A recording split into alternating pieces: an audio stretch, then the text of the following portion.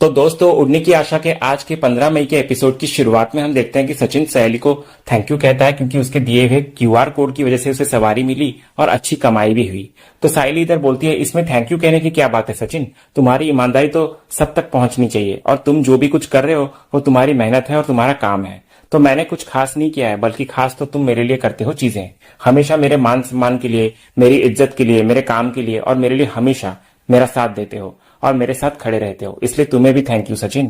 तो सचिन फिर इस पर कहता है, अरे साइली, तू करे या मैं करूं, बात तो एक ही है ना।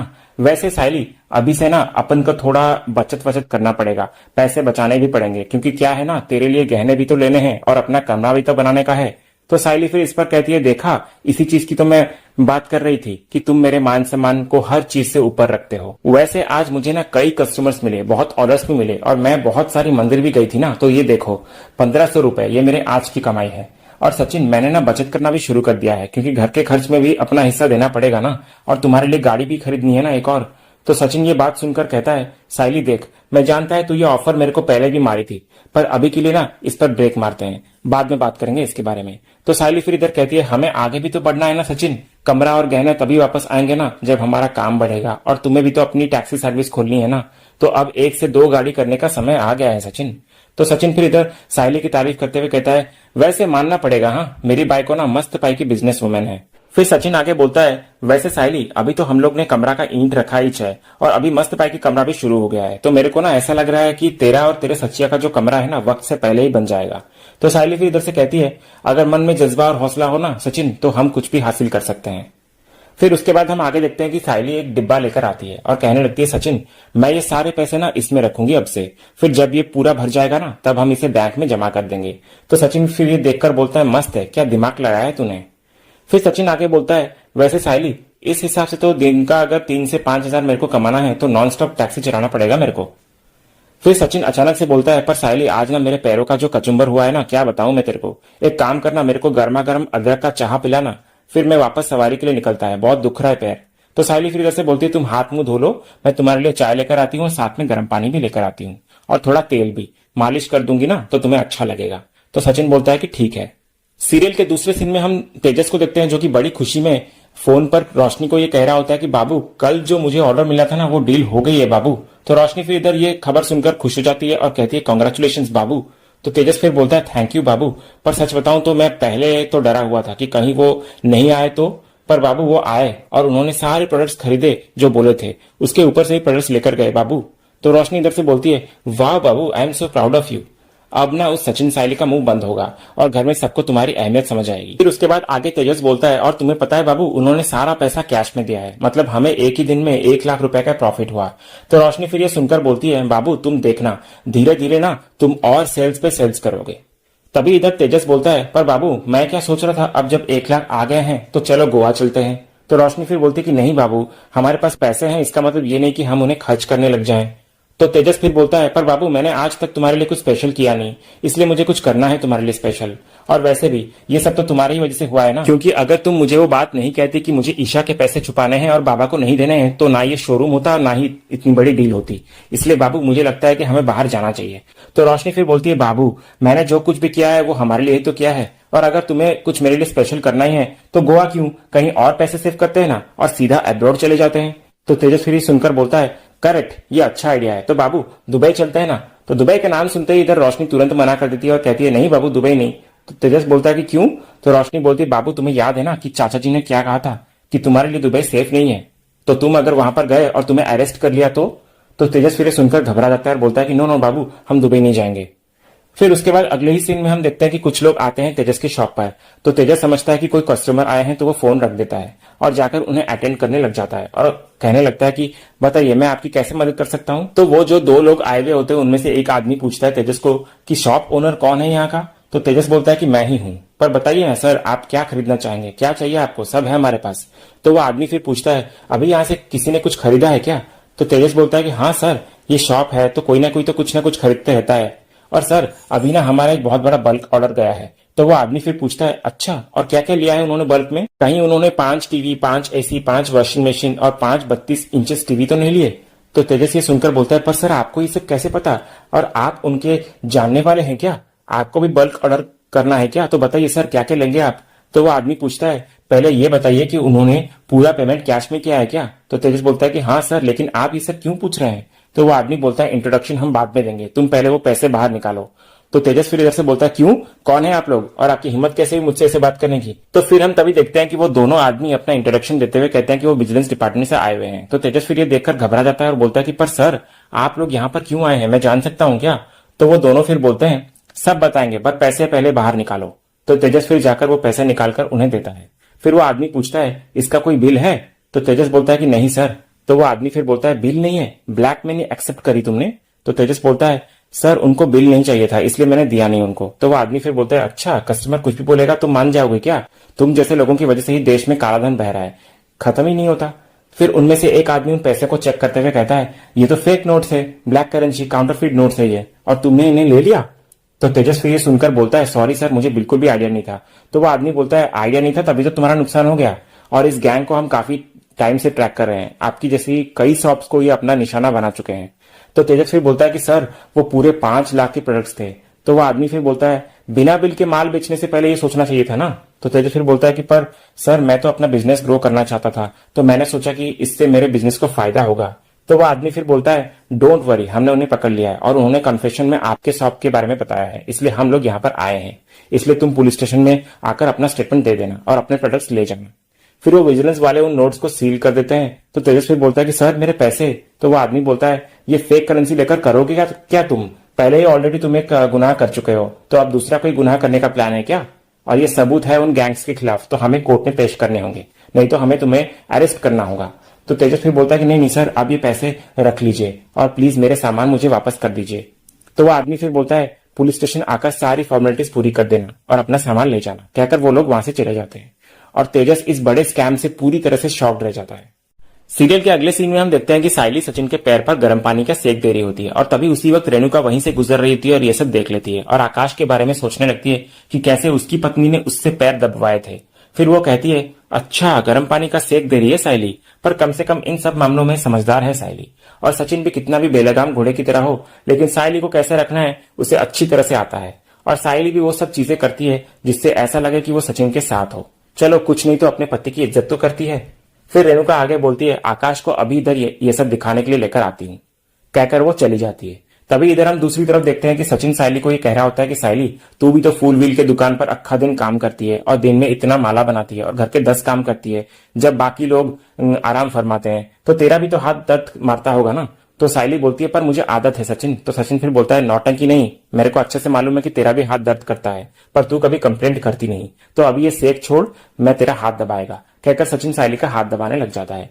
और इधर दूसरी तरफ हम रेणुका को देखते हैं जो कि आकाश को बोलती है कि तू चल मेरे साथ, कहकर वो सचिन और साइली के रूम के बाहर लाकर उसको दिखाती है और बोलती है कि देख ऐसे देते हैं पति को इज्जत। फिर अचानक जब रेणुका मुड़कर देखती है तो इधर सचिन साइली का हाथ दबा रहा होता है और आकाश भी इधर से कहने लगता है हाँ आई, ऐसे मिलते हैं पति को इज्जत, देख देख दादा क्या कर रहा है। फिर रेणुका इधर हैरान हो जाती है और कहती है अरे ये साइली का हाथ क्यों दबा रहा है?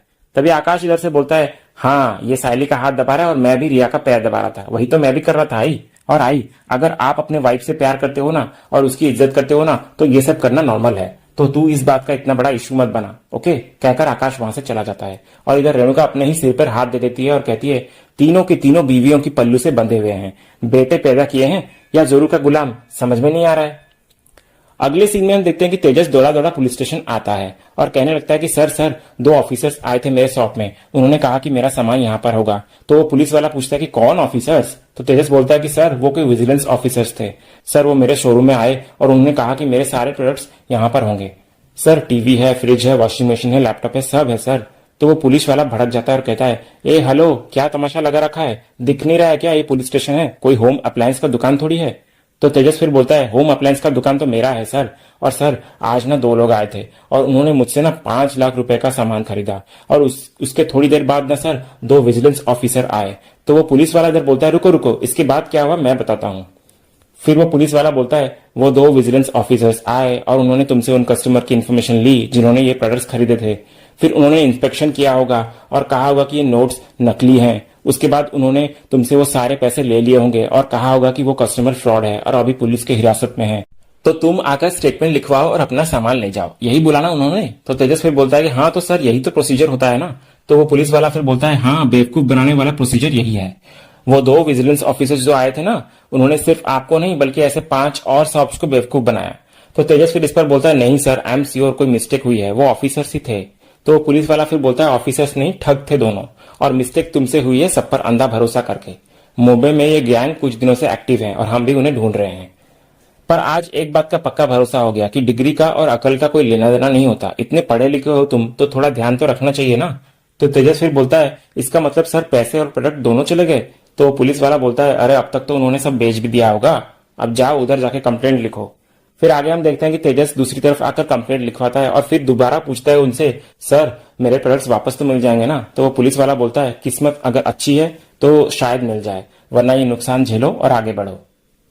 दूसरे सीन में हम घर का सीन देखते हैं, जहां रेणुका परेश को ये कह रही होती है, परेश घर में जो कुछ भी हो रहा है ना, उसे देखकर मेरा दिमाग खराब होते जा रहा है। बेटे हैं कि कौन है ये, सारे के सारे जोरू के गुलाम बने हुए हैं। एक तरफ ये आकाश है जो रिया के पैर को मसाज कर रहा है, दूसरी तरफ तुम्हारा लाडला साइली के हाथ दबा रहा है। तो अगर ऐसा ही चलता रहा ना तो तीनों की तीनों अपनी बीवियों के हाथ की कठपुतली बनकर रह जाएंगे। तो परेश फिर इस पर कहता है, रेणु तू ज्यादा ही कुछ सोच रही है। हाँ उनकी शादी हो चुकी है तो उनका टेंशन तू मत ले ना। फिर परेश ये बोलता है, तेरी मदद करने के लिए मेरे पास कुछ है, ये देख।